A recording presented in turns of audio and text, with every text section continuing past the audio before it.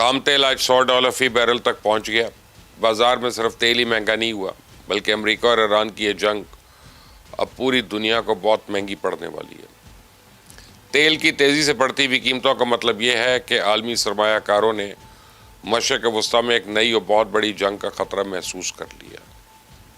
خدا نخواستہ اگر ایسا ہوا تو پھر اس کی قیمت صرف ایران یا امریکہ نہیں چکائیں گے بلکہ اس کی قیمت ہر وہ آدمی ادا کرے گا جو گاڑی میں پیٹرول ڈلواتا ہے, موٹر سائیکل یا ٹیکسی چلاتا ہے یا روٹی روزی کمانے کے لیے سڑک پہ نکلتا ہے. تو آج میرے اس خدشے کی وجہ بھی سامنے آ گئی.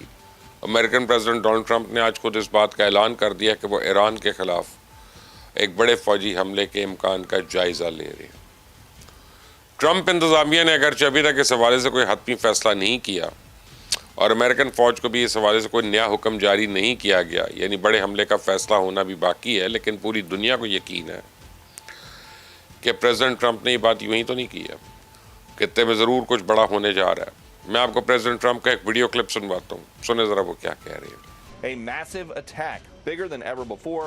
I'm close to making a decision. We are all set for it. And when he says we, this is who he means. میں آگے بتاؤں کہ امریکہ نے اگر واقعی کوئی فیصلہ کن کارروائی کا آغاز کر دیا تو پھر یہ جنگ صرف ایران یا مڈل ایسٹ تک تو محدود نہیں رہے گی. یہ بات میں اس لیے کہہ رہا ہوں کہ ابھی تک تو ایران نے امریکہ کے ہر اس فوجی اڈے کو نشانہ بنایا ہے جہاں سے اس پر حملہ ہوا.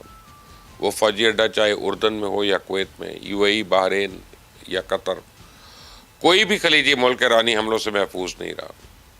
پاسداران انقلاب نے آج برطانیہ کو بھی کھلے لفظوں میں خبردار کیا کہ اگر ایران پر حملوں کے لیے آئندہ برطانوی فضائی اڈے استعمال ہوئے تو پھر ہم ان کو بھی نشانہ بنائیں گے. تو اس کا مطلب ہے کہ اگر جنگ کا دائرہ مزید وسیع ہوا تو محاذ صرف خلیج میں نہیں کھلے گا بلکہ اس کے ساتھ سائے اس کے جو پورے ہیں وہ یورپ تک جا سکتے ہیں. دھمکیوں اور جوابی دھمکیوں کے اس ماحول میں گڈ نیوز یہ ہے کہ امریکہ اور ایران کے درمیان مصالحت کے لیے عمان نے نئے سرے سے کوشش شروع کرنے کا اعلان کر دیا اور سفارتکاری کے اس نئے چینل میں سعودی عربیہ, یمنی جماعتوں کے نمائندے اور اقوام متحدہ کے خصوصی ایلچی بھی شامل ہوں گے جو امریکہ اور ایران دونوں کے ساتھ سیاسی مذاکرات کریں گے. اس کے علاوہ عراق کے وزیر اعظم بھی آج تہران پہنچ گئے ہیں اور ابھی پچھلے ہفتے وہ وائٹ ہاؤس میں پریزیڈنٹ ٹرمپ سے ملاقات کر کے آئے ہیں, یعنی وہ بھی وائٹ ہاؤس سے کوئی نہ کوئی پیغام لے کر آئے ہوں گے. لیکن اس سے ایک بات واضح ہوگی کہ خطے میں اب دو راستے ایک ساتھ چل رہے ہیں.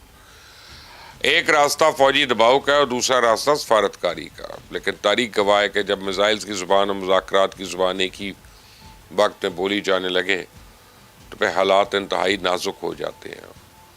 اور یہ حالات اس لیے بھی نازک ہے, پوری دنیا کو اس وقت امریکہ کی حکمت عملی سمجھنے میں مشکل پیش آ رہی ہے.